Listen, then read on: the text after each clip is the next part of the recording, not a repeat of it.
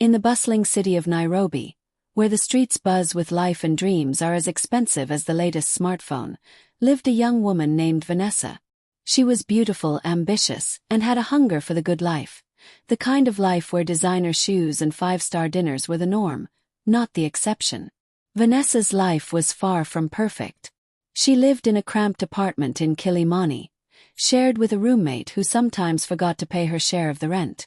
But she never let her circumstances define her. Her Instagram was full of glamorous photos that told a different story, one of luxury vacations, elegant clothes, and nights out in the city's hottest clubs. Vanessa had one rule in life: I will never struggle again. Love is sweet, but soft life is sweeter. She believed that marrying a wealthy man was her surest ticket to that soft life. One ordinary Friday afternoon changed everything. As Vanessa was working her usual shift as a receptionist at a private dental clinic, a man walked in who seemed to carry the air of a different world. Tall, impeccably dressed, and smelling like success.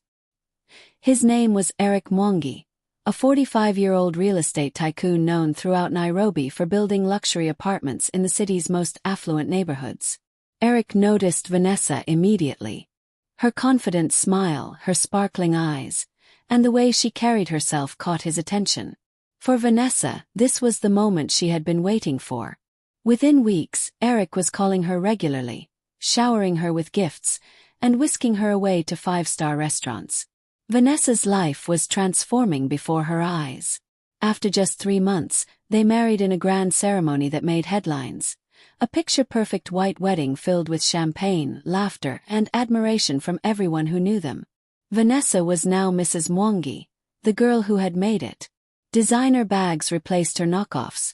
Spa days replaced late-night shillings counting, and her social media feed overflowed with luxury and joy.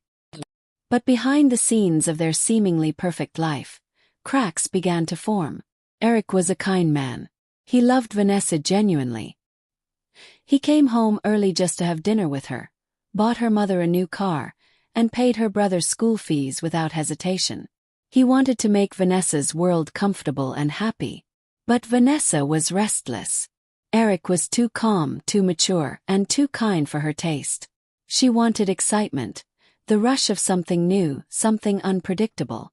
One evening, Vanessa met Kevin, a 26-year-old fitness trainer. He wasn't wealthy, but he was fun, adventurous, and full of energy. Everything Eric wasn't. Vanessa was drawn to him like a moth to a flame. What started as innocent conversations soon turned into secret meetings. Vanessa began lying to Eric about late spa appointments that were really nights spent in hotel rooms with Kevin. She showered Kevin with money and gifts, even using Eric's credit card without his knowledge. She thought she was winning at life, juggling two worlds, enjoying the best of both. But karma has a way of catching up with those who try to cheat it. One fateful evening, Eric came home earlier than usual. He found Vanessa's iPad unlocked on the couch. Curious, he checked the messages and saw everything. Photos, texts, voice notes between Vanessa and Kevin. Vanessa walked into the living room to find Eric sitting silently, his eyes tired and broken. He didn't yell or scream. He simply looked at her and said, "I gave you love, Vanessa. Real love. You gave me betrayal." He handed her an envelope. Inside were divorce papers. No dramatic arguments, no fights. Just the quiet end of what could have been a beautiful story. Vanessa left the house with nothing. No house help, no chauffeur, no expensive dinners. Life came crashing down quickly. Vanessa moved into a small apartment in South B, a far cry from her luxurious home in Runda. Kevin disappeared as soon as the money stopped flowing. Her phone stopped ringing, her friends drifted away, and the glamorous lifestyle she once had was gone. From the bright lights and fine dining to frying eggs on a small stove in a cramped room, Vanessa faced reality. And it was harsh. But in losing everything, she found something she had never truly known, herself. Vanessa got a job as a cashier at a local beauty store. No filters, no pretense, just honest work. She began journaling every night, pouring her pain, regrets, and hopes onto paper. Slowly she healed. One day, she met a man named James, a humble primary school teacher. He didn't have a car or flashy clothes, but he had kindness in his eyes and patience in his heart. He didn't buy her roses or expensive gifts, but he listened when she cried and laughed when she smiled.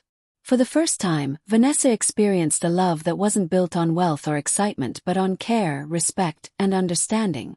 Vanessa learned a powerful lesson. Greed might buy silk sheets, but it cannot buy peaceful sleep. Luxury might fill a closet, but it cannot fill an empty heart. Real wealth, the kind that lasts, is found in love, care, and peace of mind. So what about you? Would you choose love or luxury? Think carefully, because sometimes the softest life comes not from money, but from the heart. If you liked Vanessa's story, don't forget to share it with someone who needs to hear this lesson today.